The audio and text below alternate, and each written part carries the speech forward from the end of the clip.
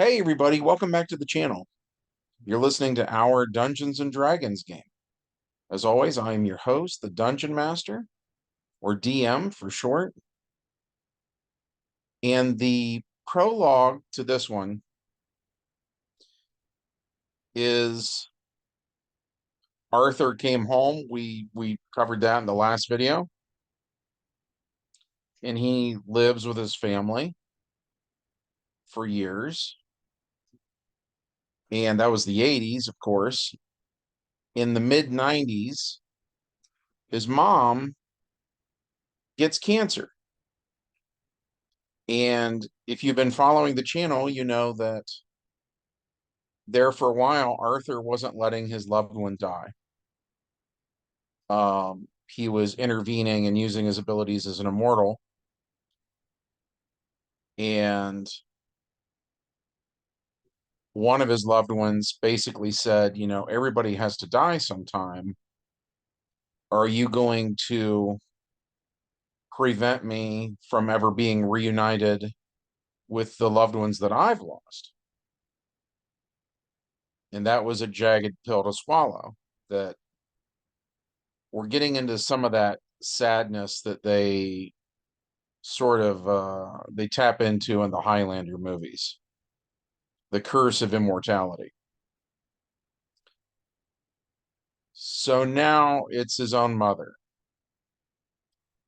and Arthur decides to let her go. He lets nature take its course, and he's mad about it. He doesn't like it,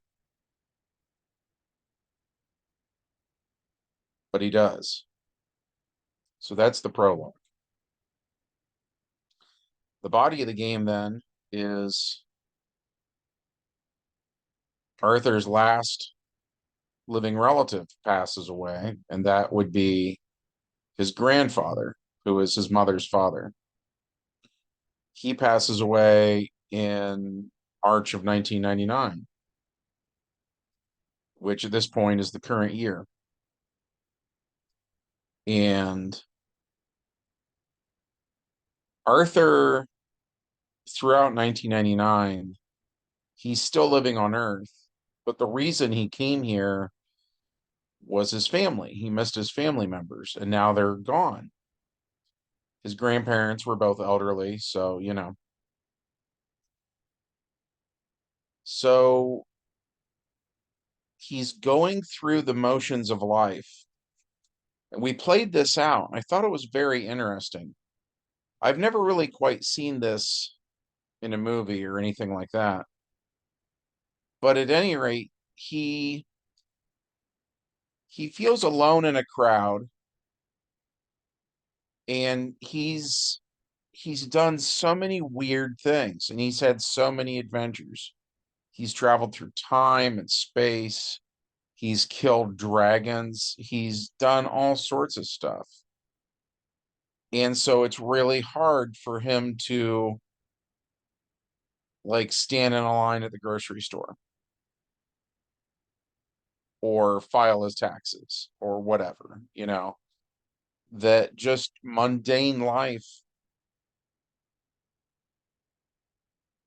The normal stuff seems weird to him now. The weird stuff is what seems normal.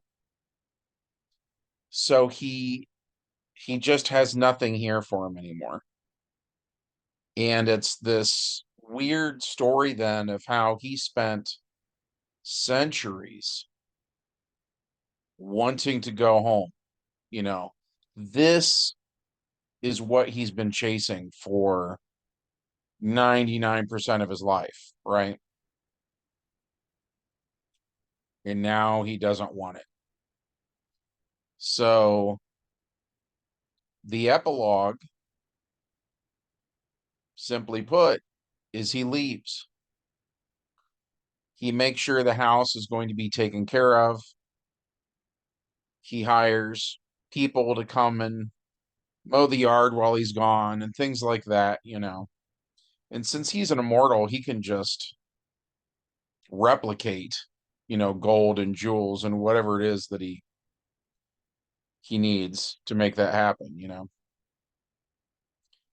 So his home will always be there and his home will be taken care of, but it doesn't really feel like home now.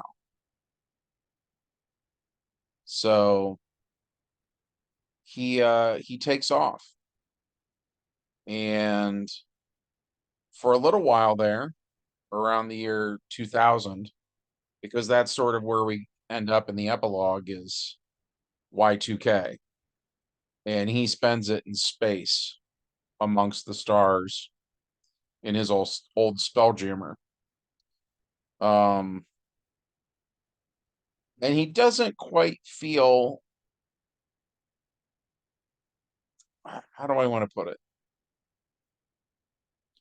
Like he doesn't have his sea legs, so to speak. Not yet, but he feels like he's moving in the right direction. You know what I mean? So that's it. That's it for this one. I really liked this one a lot. There's no fighting, Um, and it was just this vibe. And everybody felt it and everybody agreed that just going back to the dreardom of everyday life felt alien.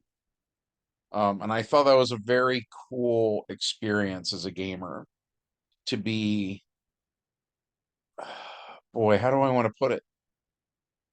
We were so immersed in the game that we shared this feeling. We all had the feeling. And I don't even, it's like an emotion that doesn't even have a name.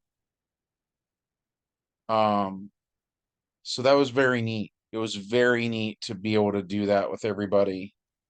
Um, in my humble opinion, I mean, I feel like that's role playing at its best. Um,